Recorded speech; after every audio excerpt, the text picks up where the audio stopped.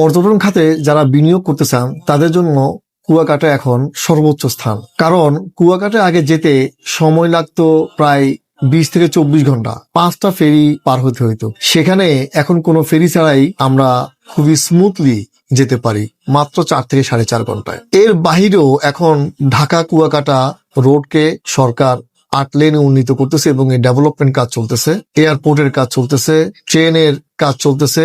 So Kuakata C বিচে developing অনেক বেশি। এখানে এখন বিনিয়োগ করলে আপনি কম টাকায় বিনিয়োগ করতে পারতেছেন, বাট যখন এই ডেভেলপমেন্ট গুলো শেষ হবে আফটার 2 ইয়ার্স 3 ইয়ার্স লেটার এইটার প্রাইস অনেক গুণ বেড়ে যাবে।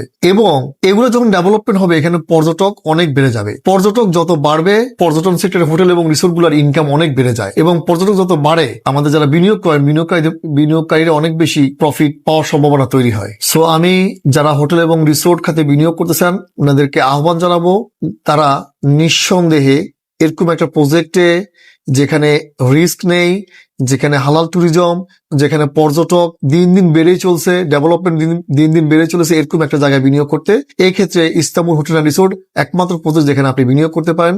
আসুন বিনিয়োগ করুন এবং দেশের হালাল ট্যুরিজমকে এগিয়ে নিয়ে যান, আপনি লাভবান হন।